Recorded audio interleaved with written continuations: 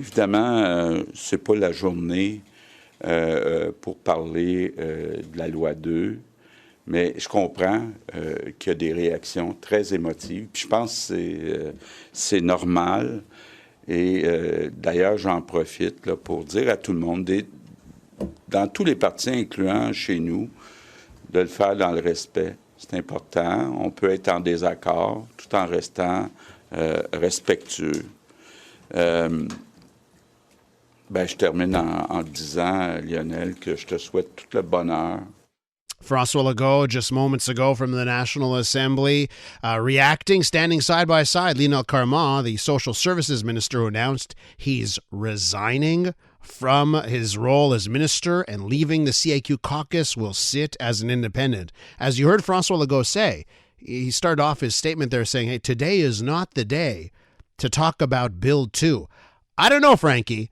I would imagine the day where you have a minister resign over Bill 2 is the day to talk about Bill 2. I'm just saying.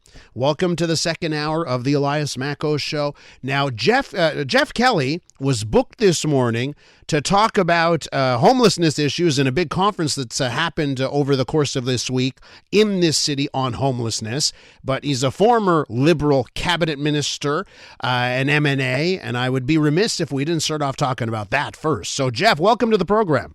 Well, thank you very much, Elias.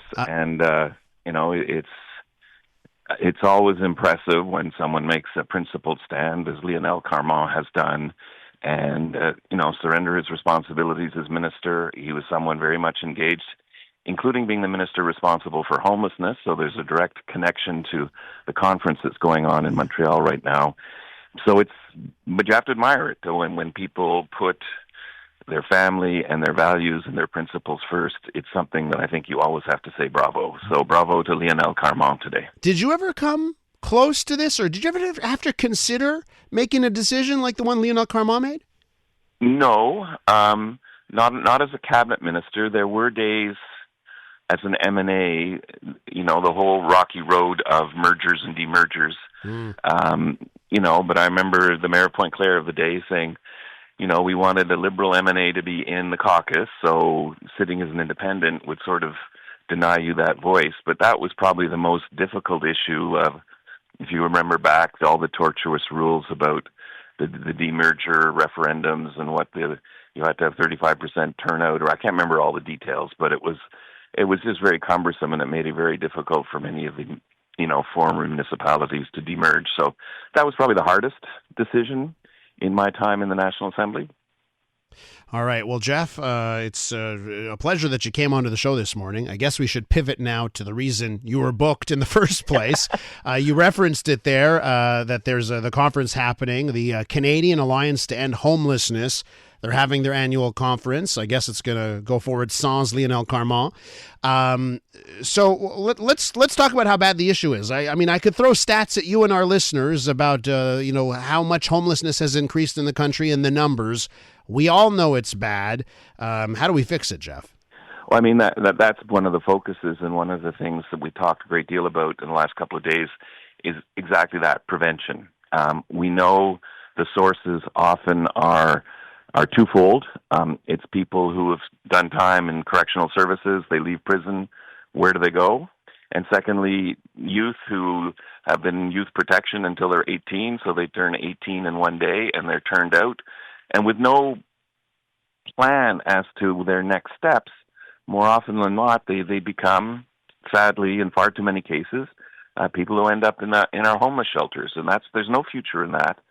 So, but one of the problems is, where can we find affordable housing? So there were a few examples in workshops I attended Tuesday of building at least transitional facilities for people coming from those two networks to give them a chance to get back on their feet and get going before they take the next step. So prevention is certainly one of the themes we've been looking at.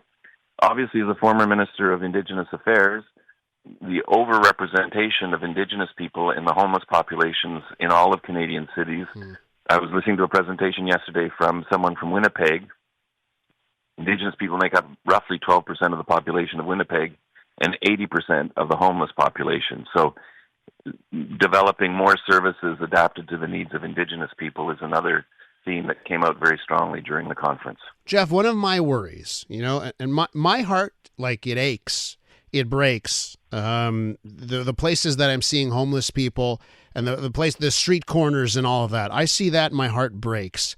One of my concerns, however, is that throwing money at the problem doesn't solve it. And I hear, we got to put more resources, got to put more funding. And I look at other Canadian cities and I say, well, if money solved the problem, we'd have better results. What do you say on that end? Like, can money solve this problem? We throw enough money at housing and those kinds of things. Does it solve the problem? Well, first, I think we have to move away from, the traditional model of the shelters was they'd let people in at 5:00 in the afternoon, feed them supper, a bed for the night, and toss them out on the street the next morning. So I think more funding to allow shelters to remain open 24 hours a day so that people have a place to stay, particularly in January where it's -30, so they're not out on the street. And if you're around during the day and maybe there's a counselor there and you're at a point where you want to change and move into transitional housing, there are more and more projects. They're modest in scale, 20, 30, 40 rooms. But I think that's the way of the future because, so much of the theory is you need a house first. If I want to help an individual, first I have to be able to find that individual. And whether they're coping with, social issues or health issues, mental health issues, whatever it is, to be able to try to get those people off the street and into housing, that has to be the priority, but there has to be a house to put them in or an apartment to put them in. Geoff, this week, have you heard any stories of hope? Like, have you heard from one Canadian city as everyone from across the country is gathered here in Montreal? Have you heard, hey, this is what we're doing in our city. Here's how it's actually delivered results. Are you hearing any glimmers of hope and things that maybe we should copy in this city? Well, one presentation, I think it was Victoria, British Columbia. One of the big challenges is coordination because there's so many cooks in the kitchen, if you will. There are responsibilities for municipalities, for provincial governments, for the federal government, for community organizations, and how you can coordinate all their actions so that they're not working in cross purposes. So Victoria has a very ambitious, I think the mayor chairs it, and people meet on a monthly basis, and all the people, the police forces, people from the social services, people from the health department around this table. And I think they're making progress in terms of a much better coordination of their actions. But the one example that keeps coming up, unfortunately, isn't Canadian, but Finland apparently has been very aggressive in terms of developing housing, and they've seen like an 80% drop, if I remember correctly, in their homeless population in the last 20 years. So what do they do? Like, they're just building apartments? Like, what are they doing exactly? That's the special sauce.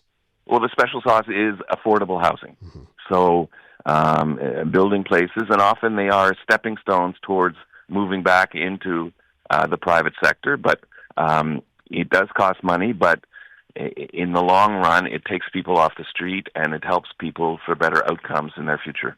Geoff, we're going to have to leave it there. I want to thank you so much for coming on this morning to the program and talking about the various subjects of the day. Appreciate it. Always a pleasure, Elias. Geoff Kelley right there, former Indigenous Affairs Minister. He's part of the host committee of that Canadian Alliance to End Homelessness conference that's happening in Montreal this week. I'm Dylan Playfair. And I'm Tyler Smith. We're putting loneliness in the penalty box by talking to some of our favorite athletes about the importance of friendship. This is Bromance. Bromance is brought to you by Charm Diamond Centers, proudly Canadian-owned and operated. Charm has been part of your love stories and bromances for over 50 years. And you can find Bromance on the iHeartRadio network or wherever you get your podcasts.